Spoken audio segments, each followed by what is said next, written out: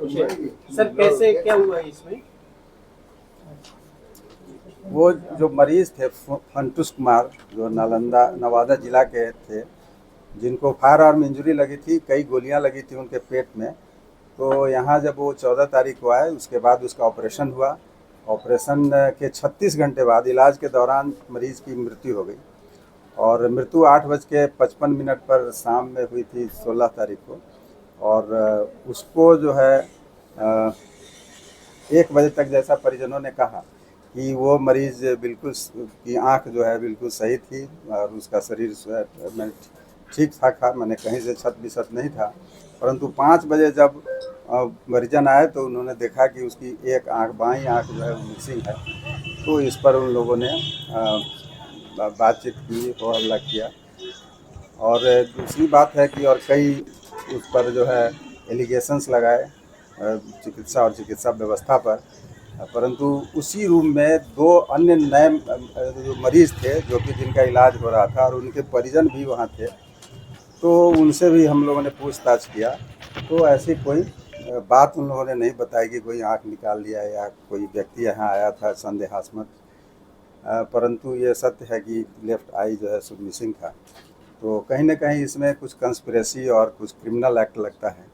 तो इस एवज में हम लोगों ने जो आलमगंज थाना में एक एफआईआर किया है। जो हमारे सर्जन थे जिन्होंने ऑपरेशन किया था, उन्होंने भी आवेदन दिया कि भाई डेड बॉडी में इस तरह से आँख मिसिंग है। तो हम लोगों ने एफआईआर किया है। एफआईआर दर्ज हो गया 16 तारीख को ही। उस पर पुलिस अपना अनुसंधान कर रही है। उनका पोस्टमार्टम भी जो है हो चुका है और उसका रिपोर्ट अवेटेड है। वो तो कोर्ट या थाना में जाता है। तीसरा, हम लोगों ने एक 4 सदस्यीय कमेटी का गठन किया है, जिसके अध्यक्ष जो है एनेस्थेसिया के हेड ऑफ द डिपार्टमेंट होंगे।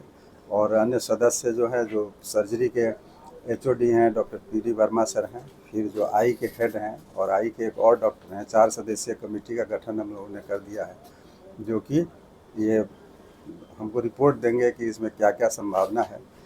जो हमारा सीसीटीवी कैमरा लगा हुआ है, जो कि माने वो तो कॉरिडोर में है, अंदर आईसीयू के अंदर हम लोग नहीं रखते प्राइवेसी के चलते।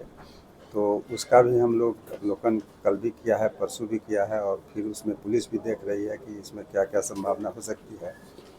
और तीसरी बात है कि वहाँ जो 2 परिचारिकाएँ जो वहाँ ड्यूटी में थी, तो यह प्रथम दृष्टया यह समझ में आता है कि कहीं न कहीं उन लोगों का भी नेग्लिजेंस है, जिसके चलते कि इस तरह की घटना हुई।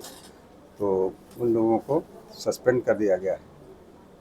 अब देखते हैं कि पुलिस की क्या इंक्वायरी रिपोर्ट आती है, हमारा जो 4 सदस्यीय कमेटी है उसका क्या रिपोर्ट आता है। उसके आधार पर जो भी इसमें दोषी पाए जाएंगे, उन पर कड़ी से कड़ी सज़ा का प्रावधान हम लोग करेंगे।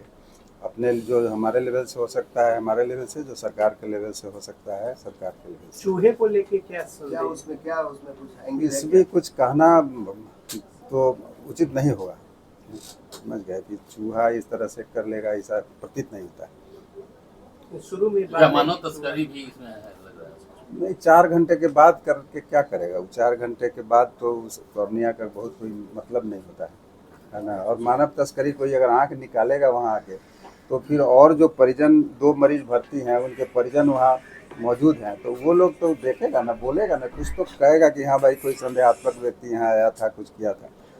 तो ये तो रियली अनुसंधान का विषय है कि क्या इसमें क्यों ऐसा हुआ। तो शुरू में चूहा की बात आई थी कि चूहा, अब देखिए, बहुत ज़्यादा है इस संसार में जो है ना, संसार मतलब हिंदुस्तान में अभिव्यक्ति की आज़ादी है। मुंह भगवान दिया है, जिसको जो मन करता है बोलता है, कोई रोक तो है नहीं, है ना। तो अब एक थ्योरी किसी ने ये भी दे दिया कि हाँ भाई चूहा भी ऐसा कर सकता है। तो अब किसी को डिनाई करना भी बहुत डिफ़िकल्ट है, अनलेस कि आपके पास उसके अगेंस्ट कोई एविडेंस हो। अब पोस्टमार्टम जो हुआ है उसमें हो सकता है कि उस लेवल से कुछ कुतरने का अगर एविडेंस उसमें आवेगा तो वो देंगे। आईसीयू वार्ड में सर सर्जरी ब्लेड भी पाने की सूचना मिली है कि क्या सही है? वो ब्लेड जो है ना, वो एक्चुअली स्टिचेज काटने के लिए वो इस्तेमाल होता है ना। जैसे वहाँ उस मरीज को सेंट्रल लाइन डाला हुआ था, उसको ड्रेन्स एब्डोमेन में डाला हुआ था, तो ड्रेन और जो सेंट्रल लाइन है, जैसे कैनुला है, ये सब निकाल के मरीज को हैंड ओवर किया जाता है, उसके साथ नहीं किया जाता। तो वो ब्लेड्स को काटने के लिए उसका इस्तेमाल होता है। सर है ना, इसके सेंट्रल अलावा लाइन कोई के इंस्ट्रूमेंट को पाया गया सर उसमें? कुछ नहीं, कोई इंस्ट्रूमेंट नहीं पाया। सर आपके पास लंबा तजुर्बा है सर, आप बताइए कि जो ये इंसिडेंट हुआ है, जब आप कह रहे हैं कि मानव तस्करी नहीं लगता है 4 घंटे में, आप ये भी बोल रहे हैं कि चूहा वाला बात ये भी कहीं से नहीं बिंदु, तो आखिर वो आंख गया कहाँ से? वो कौन उसको कैसे निकालेगा, क्यों डिस्टर्ब करेगा एक डेड तो बॉडी? यही तो, इसी के लिए तो इतनी व्यवस्था हो रही है, इसी के लिए कमेटी का गठन हुआ है, इसी के लिए FIR किया गया, इसी के लिए तो अनुसंधान हुआ है, इसी के लिए तो पोस्टमार्टम हो रहा है। हमको आपको ना नहीं पता है, लेकिन उस तरह से क्रिमिनल एंगल से अगर इसका अनुसंधान होगा तो इस पर कुछ हो सकता है, कुछ इससे निकले। पोस्टमार्टम के लिए जो पुलिस के द्वारा दिया गया है कागजात, उसमें आंख का कहीं कोई जिक्र नहीं है कि आंख मिसिंग है या नहीं। तो ये तो पुलिस से पूछिए कि क्यों उसने ऐसा कहा किया। नहीं सर, आप ही का विंग है वहाँ। नहीं, विंग नहीं, कॉलेज ही ना है सर। वो है, लेकिन वहाँ नहीं मेरा दिया विंग है। नहीं है, मेरा HOD भी इस बात को वो जो कहते हैं। फॉरेंसिक जो डिपार्टमेंट है ना, वो प्रिंसिपल के अंडर में आता है, मेरे अंडर में नहीं आता। जी। और पोस्टमार्टम कैसे करना है, किस एंगल से करना है, इसका रिक्विजिशन पुलिस देती है, और ये आप लोगों को पुलिस से पूछना चाहिए कि भाई ये आपने क्यों नहीं दिया। इसमें हम तो कुछ कर नहीं सकते, हमने तो पुलिस को हैंड ओवर कर दिया डेड बॉडी को, है ना।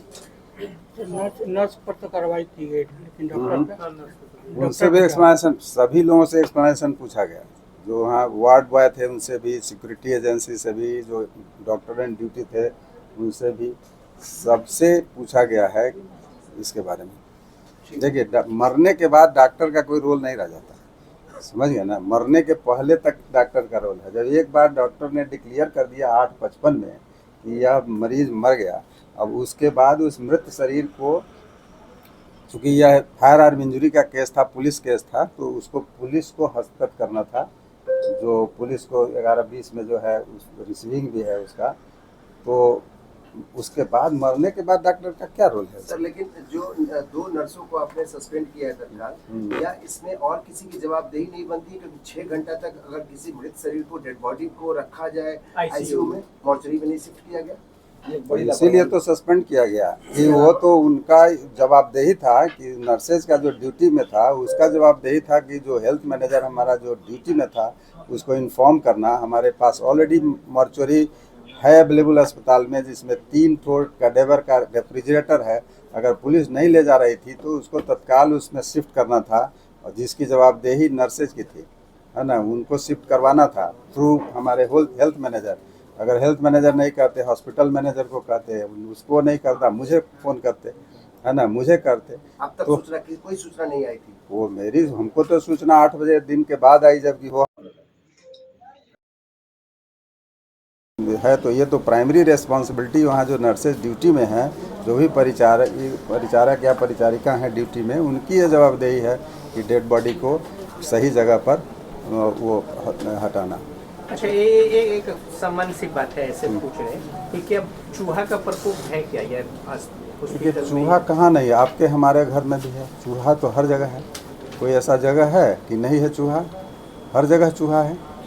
तो एक तो सोच की बात है, किसी ने कुछ कह दिया, वही मीडिया भी जो है उस बात को कह रहे हैं, लेकिन हमको ऐसा नहीं लगता कि चूहा के चलते हुए चूहा पूरा आँख खा जाएगा, पूरा कुतर लेगा, और शरीर में और जगह नहीं है उसको खाने के लिए। तो एक बड़ी लापरवाही सर इस चीज़ को माना जाता है। अरे इसमें क्या लापरवाही? लापरवाही यही है जो उसका ठीक से डेड बॉडी का रख रखाव नहीं हुआ, है ना, यही लापरवाही है। अगर चूहा मानव तस्करी नहीं तो कोई कुछ और बात है क्या इसमें? आपको क्या लगता है? हमको कुछ नहीं लगता है, अनुसंधान से जो आएगा वही सत्य होगा। ठीक ठीक।